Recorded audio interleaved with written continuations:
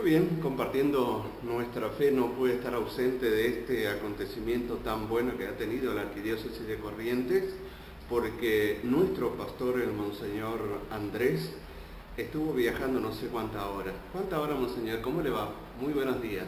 Estuvo visitándole al Papa Francisco. Así es. Bueno, son las horas que uno tiene que hacer para atravesar el Atlántico, ¿no? De Buenos Aires a Roma.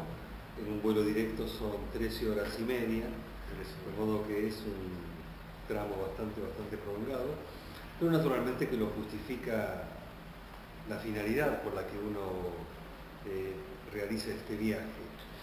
Usted se conoce con ahora el Papa Francisco, ¿no? Antes de su papado en la República Argentina. ¿Cómo fue el recibimiento del Papa Francisco para con usted ahí ya en su casa, ¿no? Cabeza de la Iglesia. Bueno, el encuentro fue un encuentro fraterno, de mucha confianza. Nos conocemos de hace muchos años.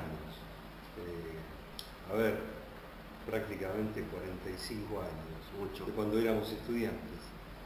De modo que fue un encuentro muy cercano, muy de amigos.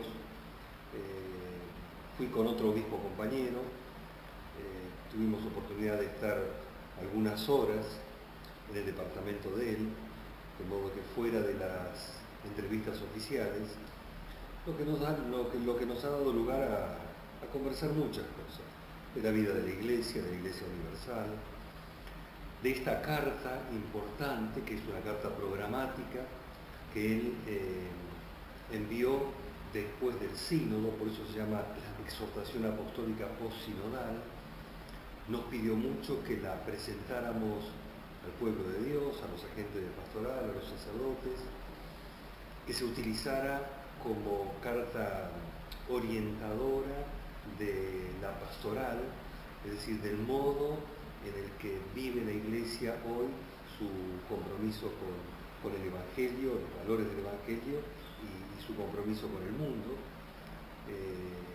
De modo que nos insistió mucho en esto, ¿no? Además de otros temas que conversamos, ya más de orden social, político.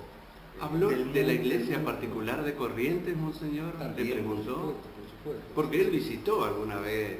Acá hay Resistencia también, ¿no? Claro, porque fue provincial de los jesuitas. Los jesuitas tienen una casa acá, vecina, aquí, Sí. Jesús Nazareno, y como provincial tenía la misión de visitar, entre otras cosas, la misión de visitar a los jesuitas que viven o que vivían en ese momento en los distintos lugares del país. De modo que estuvo acá. Recordamos que también estuvo ya siendo cardenal durante el Congreso Eucarístico Nacional. De modo que conoce muy bien Corrientes. Lo recordamos el Congreso Eucarístico, recordamos a los servidores que nos quedaron, digamos, como un impacto fuerte en la retina y en el corazón, por su actitud de entrega, de servicio, de alegría en el servicio, ¿no? Yo recuerdo cuando el momento de la clausura del Congreso, ya cuando nos retiramos de la celebración de clausura, al final del predio donde se realizó el Congreso Eucarístico, bueno, estaban todos los servidores en fila. Nosotros pasábamos por ahí, los veíamos realmente cansados hasta el extremo, pero alegres. Claro. Alegres, ¿no? Aparte que estaba prácticamente formado por jóvenes. La mayoría eran jóvenes. La gran mayoría eran jóvenes, así. ¿Eso le quedó en el recuerdo al Papa Francisco ahora? Sí, a todos nos impresionó la organización y el servicio que prestaron los jóvenes, que se los veía por todas partes, ¿no? Activos, presentes,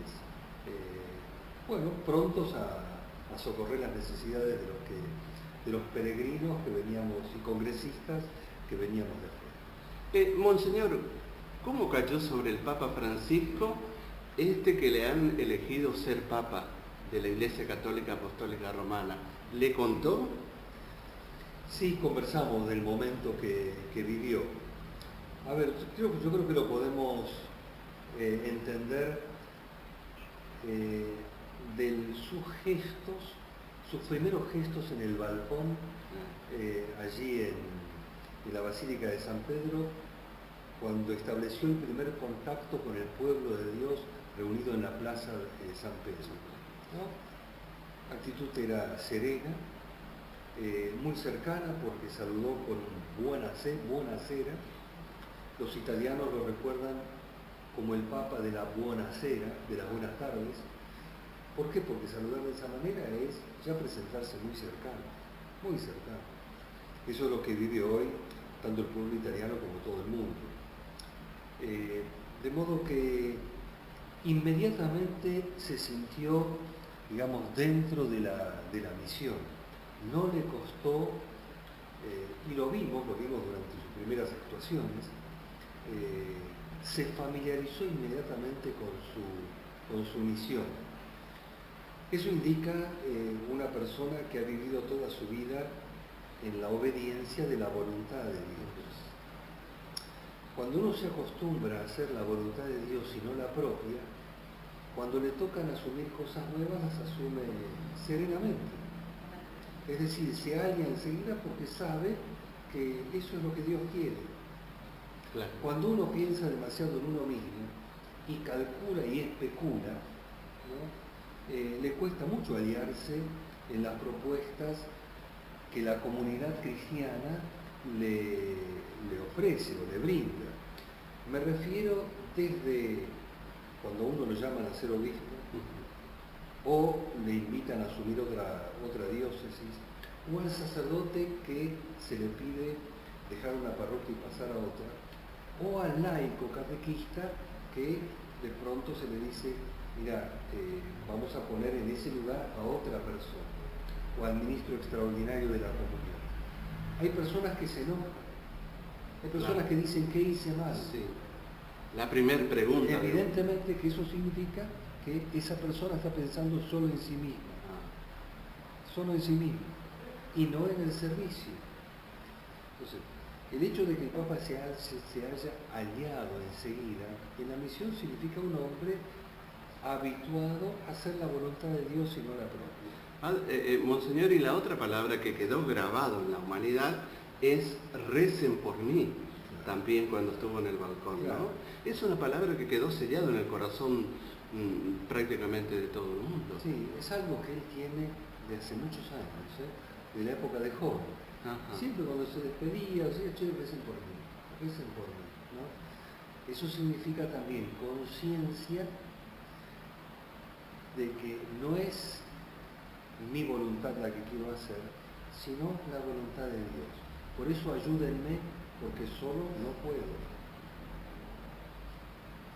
Es, digamos, una enseñanza muy profunda, ¿no? Claro. El casado le tiene que decir a su esposa, rezá por mí, y viceversa, para que podamos ser fieles, porque la fidelidad es un don de Dios, no una conquista personal. No una conquista personal. La fidelidad de los esposos, la fidelidad del cura o del obispo, ¿no? Es un don de Dios. Entonces, si uno no vive en contacto con él, no puede ser fiel. Así de sencillo.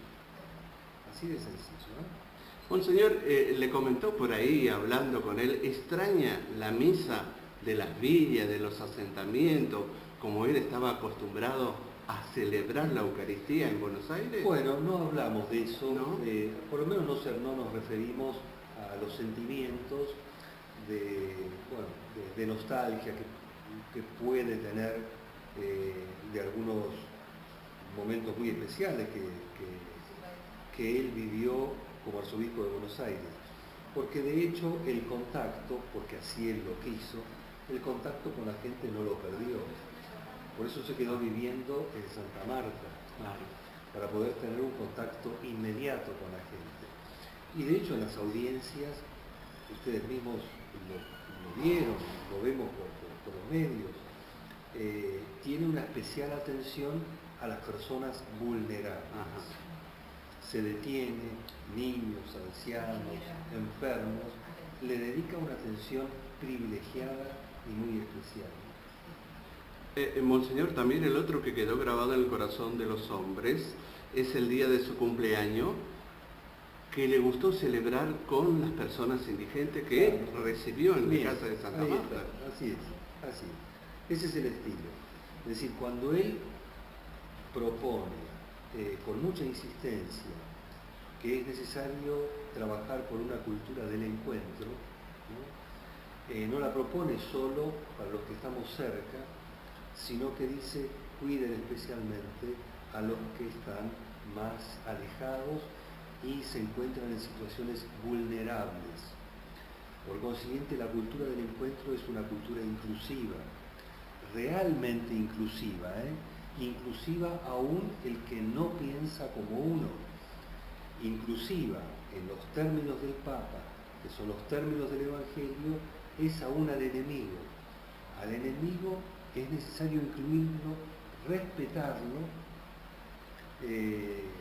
su dignidad como persona no cambia aun cuando me ofenda. ¿Está claro? Es decir, la inclusión no es para los que pensamos igual, ¿no? Sino también es para la oposición, para usar términos más políticos, ¿no? Esto es lo que cabe como nota elemental, esencial del estadista y del político. Cuando su primera función es el bien común, el bien más grande que tenemos es la unión.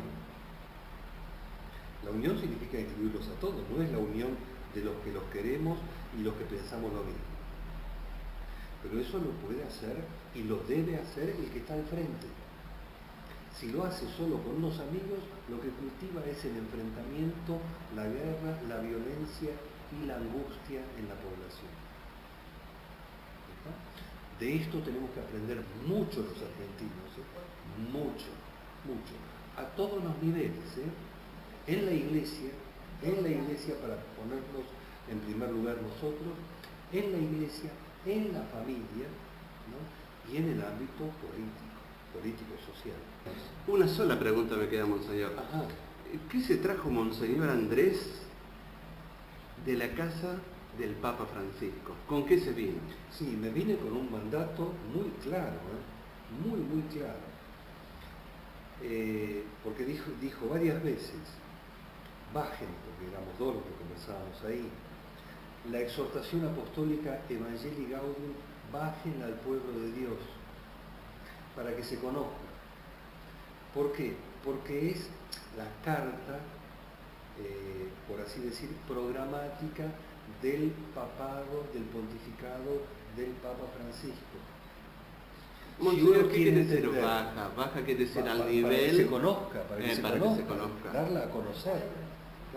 Eso es lo que nos pidió el Papa Francisco. Por favor, hagan conocer esta carta al pueblo de Dios. Si nosotros queremos entender qué piensa y cuál es la política del Papa Francisco, cuál es el pensamiento, ¿no? La línea pastoral del Papa Francisco, tenemos que leer Evangelii Gaudium, que traducido significa la alegría del Evangelio. Es importantísimo. Si no la leemos, lo único que vamos a entender del Papa Francisco son algunas cosas que transmiten los medios, que buscan transmitir solamente lo que impacta. Es necesario meterse mucho más a fondo. Y un modo de meterse a fondo es este. De esa manera. Compartiendo nuestra fe. Compartiendo una de las cosas más hermosas que podemos hacer es compartir la bendición de Dios que se... Por eso sobre ustedes que dirigen este programa, sobre todo los que nos escuchan, ¿no?